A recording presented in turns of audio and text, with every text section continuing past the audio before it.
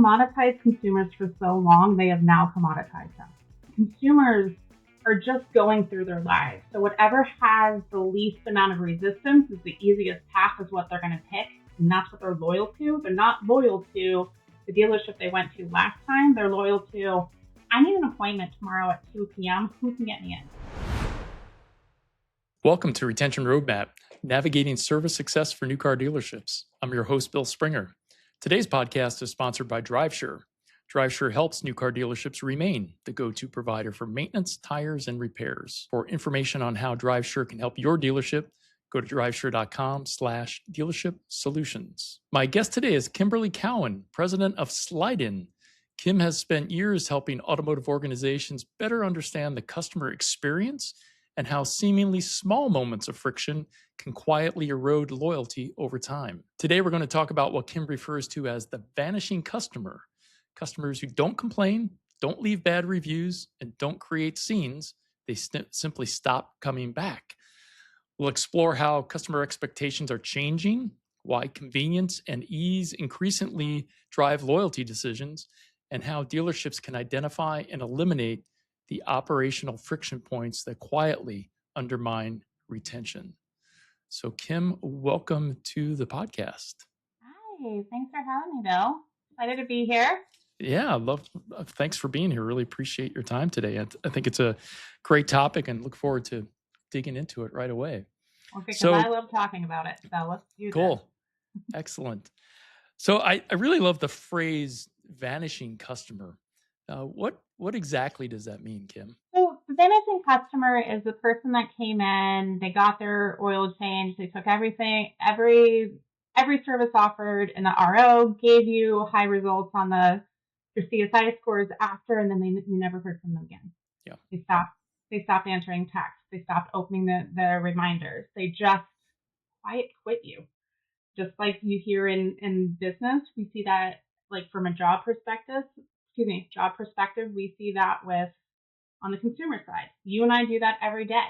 Yep. It's wanting to have that sense of ease. And so the quiet quitting, that silent churn is happening because I'm not going to fight you in the way that you're going to do it. I'm just not going to do that again. Yeah. And that's what it is. Yeah, that's really interesting. And I think that really aligns with this idea of customer satisfaction is not the same thing as customer retention. And the way in which oftentimes customer satisfaction is measured, a customer can be extremely satisfied and never show up again for a variety of reasons, as well as have a less than stellar experience and say, I'm done, and never bring it up to the dealership or have an opportunity to repair that relationship, which is unfortunate. I think that's how we measure things too. Like we look for were you happy today? Oh, you weren't happy. Let me ask you why you weren't happy. But I think you're right. It's not about, you could have gave me great service today. I could have had a nice time. It was fine. But there wasn't an attachment reason there. I just went in, I waited 3 hours to get my car service. I played on my phone, and then I paid my RO and I left. They weren't upset about it, but that doesn't prevent that quitting. And I think that the consumer profile is changing so drastically with the tools that are available to them, whether it's the way that they're searching, like using ChatGPT to look for things versus going to Google. Like we're learning all these different things. Consumers are just going through their lives. So whatever has the least amount of resistance is the easiest path is what they're going to pick. And that's what they're loyal to. They're not loyal to the dealership they went to last time. They're loyal to, I need an appointment tomorrow at 2 p.m. Who can get me in? Right. Yeah. And we're still operating on, hey, but I've been here. You're outside of my zip code range. Why would you go somewhere else? Yep.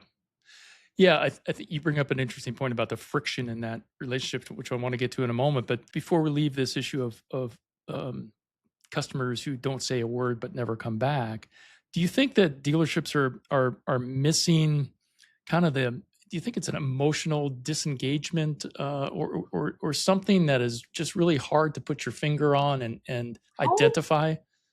I don't think it's hard. And I have been preaching this for years, and I think it's caught up where I'm oddly excited that you asked me this question. But we've commoditized consumers for so long, they have now commoditized us. Right? And that's what it is at Yeah. the end of the day. We've measured relationships based through metrics, and like think about like surveys in general. How many times have you gone into a place that says, please give me 100%? If you don't give me 100%, it means I'm failing. And if I fail, I'm not going to have a job. Okay, are you really giving a survey because that's what you felt? Or are you giving a survey because you got harassed into it? Or are you giving a survey because you had a really terrible experience? And human nature is usually let's say something when we're upset or really happy. But everything in the middle is where the churn's happening. And we're not addressing that. We're not looking at it. We're just kind of hoping this too shall pass Yeah. in some way. Yeah. And Yeah. it's not. Yep. All right. I got really excited. No, I'm curious, and this might be a little bit off topic, but I'm curious if you have an opinion on net promoter scores and whether or not those help us get closer to identifying what we're doing right and what we're doing wrong. Yes and no. I think MPIs can be good if you're looking at it from macro perspective, but I think but what those have been designed for are action related, right? Like what we're talking about and what we're moving into is what happens before the action. Where are those people going? Like what's happening with that? That's where you can't see those scores. And that's where the consumer's changing the most. And that undercurrent is what's pushing 70+% of consumers to independence. I mean, just from 2023 to 2025, we saw a swing of, let me see, what was it? It was 54% of owners 2 years or older did not return to the selling dealership in 25. That's down from 72% in 23. In Yeah. 2 years, we've lost more than 20% Yep. because we're measuring tangibles. So yeah, those things are important. And if you think of like CDPs for dealerships, like as we grow and change, consumers change, the way that Google changes, the way that the value of Chat GPT and Claude and all those other guys start to change and how consumers use them, MPI has to grow and evolve to in the moment and those intangibles. And I think that's where we struggle right now. Yeah. Interesting. The long-winded to get back there, huh? No, not at all. Not at all. But let's talk about those friction points because they really are important, and understanding what those friction points are and how they impact whether or not that customer ever comes back or not is really important. So how do customers really define friction today? So I think friction is, from a consumer perspective, it's not being able to do what you want in the way that you need it in that moment. Consumers are very, very used to leveraging their phones to be able to book something, see it in transit. Like think of the Amazon relationship. You can see it, you can book it, you can track it, you can have other options, you can insure it, and then you can check out. Like it's all kind of done. Right. Yet I think where we struggle in our space, we have this concern of transparency sometimes. I can't tell you how many schedulers I see or dealerships that choose not to put the pricing up when someone's booking online, where they bury it till the end, and that's where consumers are defecting. Like I don't have to get all the way to the end of something to figure out how much you want to charge me, or I don't want to have to go to multiple different places to try to figure out what a price should be. I'm just going to go to Jiffy Lube because I can just sit in my car while I wait. And then we lose that. But they never left any lead. There wasn't a BDC opportunity to call. They didn't call in. They just disappeared. And we're not measuring that side of it as well as we can. We're doing it through marketing pieces, but we're not always there in the moment the consumer's making the decision because we're so married to keeping to the process that we have today versus evolving that process to match. And if the consumer can't get it the way they want, they're going to go to that next thing. That's what friction is to them. It's not satisfaction in this big moment. It's I just need an oil change tomorrow. Yeah. Yeah. Yeah. So it's really interesting that, it really appears that customers are increasingly making those decisions based upon how easy it is to go through the process. Mm-hmm. And one of the things that we learned in our service retention report, which we just released earlier this year, where we surveyed about 1,400 customers of new car dealership service departments, and we paid close attention in the survey on appointment scheduling and how patient customers are with respect to getting the appointment that they want. And the good news is that it's not as bad as it was during 3 years ago during COVID, when customers basically said, "Hey, if I can't get in, within a quote unquote reasonable period of time, I'm likely to go somewhere else." And some of that has eased generally in the marketplace a bit, but it's still one of those things where customers, it's like a smoke alarm. If they don't intend to defect, but if they can't get in, that's the alarm that goes off, and they wind up going somewhere else. Is that consistent with what you're seeing as well? I think so. I think in chatting with consumers, it comes down to transparency of price. It doesn't necessarily mean the best price. It just means Right. tell me what you want me to pay, Hmm. right? Um, Flexibility and scheduling around their lifestyle, not the dealers, I think is a big one. And the overall trust of those things combined is what drives the trust, I think, in this new world order of why aren't you telling me? I can go and look at a review. I can get pricing. I can see this for basically any other industry. Why can't I see this here? So I think that the more that we can make it easier for the consumer and less painful, right? The more tools that we can look at our own consumer behavior. Like look at how you're booking airline tickets, right? Look how like do you need to call Delta anymore like you did 10 years ago to change your flights? No. Now that's the last thing we want to do. Whereas 10 years ago, I wouldn't have messed with the app. I just called Delta because I had priority, right? Hmm. Like the more that we can start looking at it that way, the more we're going to start bringing consumers home. And I think that's what we focus on a lot. And part of what my focus is taking this disconnect that consumers have and matching it up with dealers and where they are. Because, like, just to be candid, like, I've been in this space for a really long time. I've had the luxury and the joy of working on some of the biggest projects. Like, I helped build out KBB Instant Offer when it was originally traded marketplace, right? In solutions acquisitions when we became Cox Automotive, right? I built data mining tools. I've been on DMS. And so I've worked on all of these different massive like technology and platforms for dealers. And one thing that I've always noticed, regardless of what the product is, we're always been beholden to the dealer and not the consumer. And that has worked really well for a long time for obvious reasons. But now we're in a place where consumers aren't doing it anymore. They're like, we're done. We have, I think it's like what is it, 20 something? Let me look real quick. There are um, 16 independent repair shops to every dealership right now. So is it cool to keep being married to the way that we want to do it?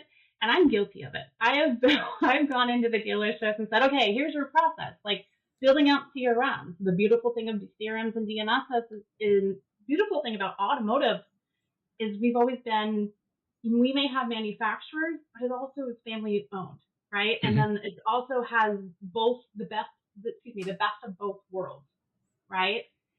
So you can make these tools that are so customized based off of the process of that dealership group, right? Dealership group A may do it this way, dealership group B may do it this way, but in the end, it all gets done, and everyone can get what they need, right?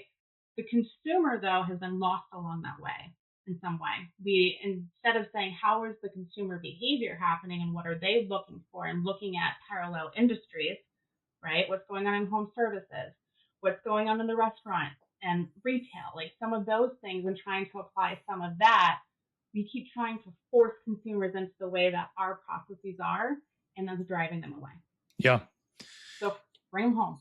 Yeah. And it really does sound like we need to kind of fundamentally reframe what loyalty and convenience mean, Yeah. in the sense that, when you talked about convenience in the new car dealership service department, 25 years ago, it was about quick lubes. Everything was about quick service and that type of thing. But really, what I hear you saying, Kim, is that we have to look at the entire process, that decision making process of from how do I learn that my car needs service, to what's my behavior going to be around scheduling that?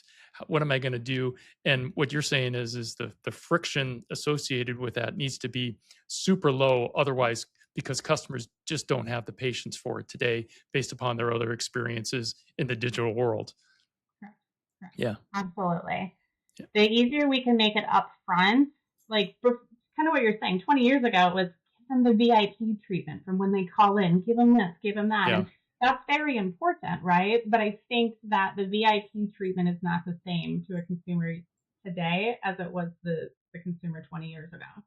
And so having, and I love, nobody loves waiting for service at the end of the day, even if we're waiting for our own car. Like when we work in this space, right? Like it's like going to the doctor. It's something that you have to do, right? And hopefully like you're building a relationship, you love your advisor, and it's friendly, but you're not going there every Tuesday to hang out, right? Right. That's not the type of industry that we have in fix up and service. And so we need to start thinking about how do we make it less of a decision and just more of a natural, right? It shouldn't have to be a big decision. It should be, I need to get my oil changed. I can only do it next Tuesday. How can I get in? And if I have to pay more to make that happen, okay. If I have to drive further to make that happen, okay. Right. And I think that's the difference where we are sometimes married to our own reports of I'm 10 miles from the consumer, this other person's 20 miles from the consumer. I have failed everything because they went there. They Yeah. must have had a horrible experience. Maybe not. Not the case. Yeah. Not the Maybe not. case. Right. So we need to kind of refresh those things as well to get to how do we make it a living, breathing kind of change. We're just a cultural shift. How do we put the customer first without making it feel like we're trying too hard? We don't need to be the pick me. Like we just need to make it easy. That's Yeah. all. So one of the things that we uncovered in our findings of our service retention report was how that I'm still surprised by how kind of divided customers are still on scheduling preferences in terms of, do I do it online? Do I call? Do I make the appointment before I leave the dealership from my current service? I'm curious from your perspective, Kim, what does that tell us in terms of that, level of division with preferences of how they get their service scheduled and on the books? So I think that's interesting. I think that you've got, again, it kind of goes by what's happening in our space versus what's happening overall, right? I think generally speaking, I read a recent Deloitte report that was showing that 75+% of consumers expect to do everything online, right? Just generally speaking, and across the world, right? Hmm. That's a lot. Yet we're kind of lower than that. We make it Yeah. a little bit harder, right? So we're not meeting the moment where it's at. We're expecting the moment to come back. And so that confidence, right, and that ability of ease is making it where you have to, like, consumers still call. I think that some consumers are always going to call me if they don't know what's going on with their car, if they've got real questions, right? But if it's just an oil change, right? It's just I need to get replacement tire. Do we need to set up a situation where these customers are calling in, the advisors are overworked, right? And they're trying to answer all the phones. Consumers are, what I think is 8.2 minutes on average hold right now. I mean, Hmm. that's high. That's Right. really high. Right. Nobody wants that. The consumer doesn't want that. The dealership doesn't want that. So how do we get out of that? And I think that's what we have to really start opening ourselves up to, like, just real candor. And I'm guilty of it. I have built plenty of tools that were designed for the dealer, by the dealer, and I meant every word of that. But this time around, where consumers are, we can't rest on those laurels. We have to start building where consumers are and change that philosophy. And the companies that can do it will win favor, and those that don't will continue to struggle. Yeah. Yeah. You said that dealerships aren't just competing against each other anymore. They're competing against their experiences and other aspects of their consumer life. What do you think that means operationally for the dealership in order to react to that appropriately? I think it's understanding the consumer more, and it's being it's kind of what I said a few minutes ago about commodities, right? We we expect to have this loyalty of like, why are you not coming back to me? I've given you zero attention, but I sent you reminders. Right? And like that's not that's not what consumers are looking for. Loyalty is still there, but it's just not lazy loyalty anymore. Right. Right? It's matching the moment of where that consumer is. It's making their life easy. Can I book it? Can I do it this way? I think that when you look at, part of your question a moment ago about take someone who just bought a car, right? In the beginning, they're going to say they're going to come back. There was a recent report showing that there's a 50-point spread on people that say they're going to come back for that first service and those that actually do, Mm-hmm. right? So I've been asking consumers like, why? Why are you doing that? Like, you're under warranty. Why would you not, like, if you're not having an extremely terrible service on the sales side, because we always think that's what it is. We think, oh, they must have had a terrible experience in sales. They hated it and they're never coming back to this dealership. And yeah, sometimes that happens, but sometimes it's not that at all. One of the answers that I've been starting to see, and I thought it was the craziest thing when I heard it, some consumers believe that my car is brand new. Why do I need to go to the dealership for dealership parts when I can just go to Jiffy Lube because it's under warranty? Yeah. I'll go back to the dealership when I don't have a warranty anymore because then I'm going to care about because it's going to be older. Right. Because consumers are now keeping cars longer. So like this philosophy change is we see obviously once warranty is over, there's a huge defect. But now we're starting to see it on the front end because there's this younger generation that's like, why? So, and the big confusion point I think from the consumer side is the ROs that are written on the independent side versus the franchise side, they're basically neck and neck. But there's this misunderstanding and this belief on the consumer side that it's so much more expensive if you go to the dealership, that they're going to try to get you on things that you don't need. And that's not true. So we did that to ourselves in a lot of ways. Yep. So how do we unwind it? Yep. Yeah, I mean, it's obviously an educational opportunity, particularly for younger new vehicle buyers, to really understand what it is that what the warranty is, what it covers. And we see this as well in some studies around recalls. There's a percentage, a small percentage, but a percentage of vehicle owners who believe that they have to pay for the recall, and which makes them more hesitant to return back to the dealership. It's small, but it's there nonetheless. So it really does come down to making sure the customer understands. Kind of bringing up the recalls too. Like I saw it on one of your recent podcasts where you were talking about just that topic, right? Like if you're holding on to the conversation of like the recall until you get in for the appointment that you booked and it's another 3 hours to do it that day, like you don't have time to do that. Sure. That feels like you weren't honest with me. You knew I had a recall. You knew I was coming in. You could have called me. That's not true. That wasn't the intent on the dealer side. The advisor didn't intentionally not call, right? It's just the way that we're structured today. But if we start pulling those types of things forward, and at the moment of booking, you can say, hey, did you know there's an open recall on this make and model? Enter your VIN to see if it applies to you beforehand. And you set that up so that you are then modifying that appointment to either A, you get one appointment, or maybe you get two appointments, one for the general and one for the recall. Mm-hmm. How great would that be from a consumer perspective? Sure. Sorry, I'm going to Yep. No, not at all. As we kind of close out our time together today, Kim, I'll ask you this general question: if you were advising dealers, as we head into really almost halfway through 2026, what mindset shift would you want them to make around retention going forward for the rest of the year and into next year? I would say retention is more about meeting the consumer where they are versus trying to force them into your funnel. And I think if you can come with an open heart and not be married to it being one way, I think that consumers can show us very easily what they need and want, and it will also improve our efficiency, right? Our ability for capacity in the lanes, because we'll be able to kind of see better that behavior.